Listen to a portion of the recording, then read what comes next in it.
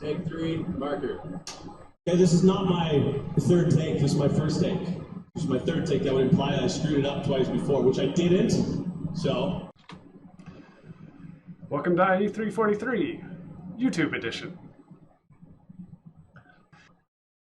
In this video, I'll talk about the key concepts behind benefit cost analysis, and then we'll conclude with a short qualitative example problem to get you in your group thinking about the key concepts.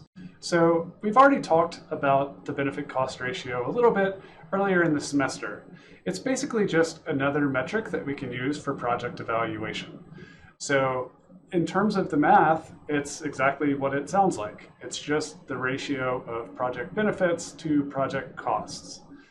It's commonly used by government when evaluating public works or other types of publicly funded projects like infrastructure. And that's the main area where it's used. You don't see it a whole lot in the private sector. And the reason why is that there are a couple of main differences. So one, the benefits and the purpose of these types of projects are not usually directly financial. Oftentimes they might be something that you need to convert to what its monetary value actually is, but it doesn't represent actual cash flows. And then the other thing is that the benefits don't always go back to the government or the organization that's funding the project, but instead it goes to the people that the government serves. So the benefactors of the project are different from the organization that's actually laying out the cost to implement it. So it's different from, say, a private company that's making something, selling it, getting the revenue back, and then evaluating it in terms of profit, okay? So note, you can kind of think of taxes as being an example where the people are paying for the benefit of a project, but oftentimes we still think of that a little bit differently because the benefits are going to some subset of the population instead of the whole public. So everyone's chipping in, paying some of their taxes, but the benefits of a particular project or program may only be going to a certain subpopulation. The advantage of the benefit cost ratio comes from the fact that we might be talking about a project that has multiple impacts or impacts that are non-monetary. If that's the case, then it doesn't make as much sense to think of the present worth of a project being expressed in terms of dollars.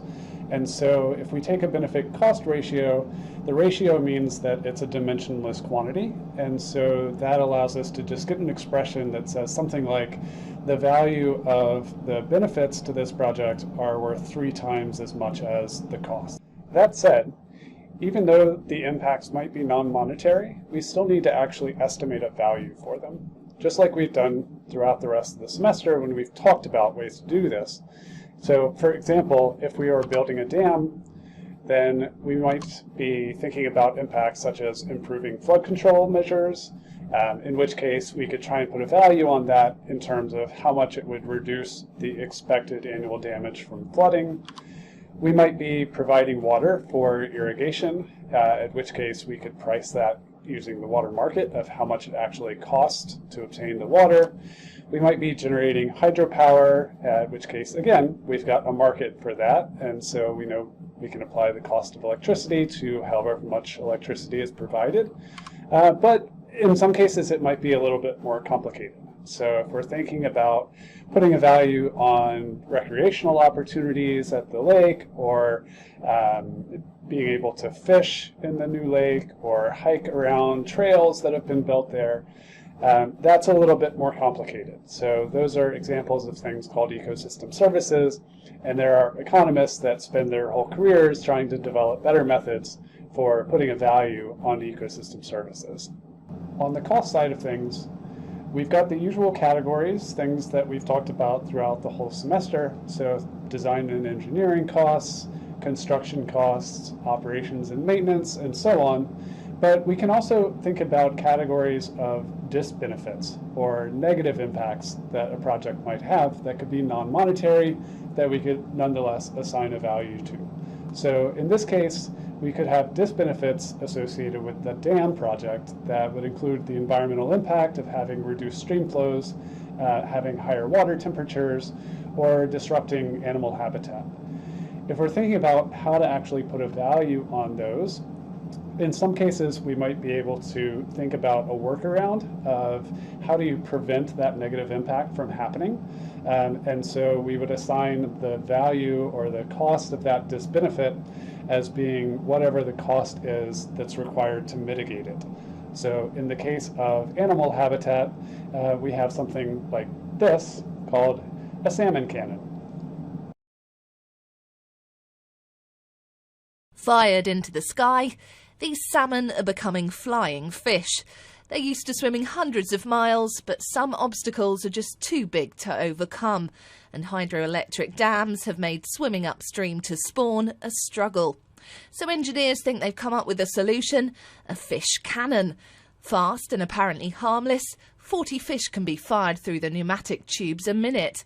A vacuum sucks the fish in, they're given a little boost, and then gravity can do the rest, keeping them moving at around 20 miles per hour. The technology was first designed to transport fruit, but now a test run's being carried out at the Rosa Dam in Washington State to see how effective it could be.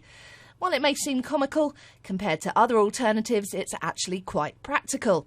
At the moment, salmon are loaded onto trucks, shipped, or even flown by helicopter to get around man-made dams.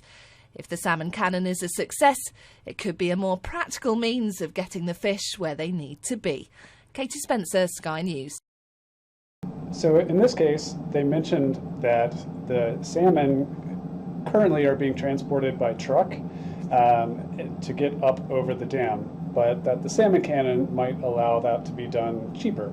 So this is an example of a situation where the value that you would assign to the disbenefit, it might change over time as a function of technology. So if there's some substitutable way of mitigating that negative impact that comes along due to new technology, then that changes the value of the disbenefit and changes the value of the project overall.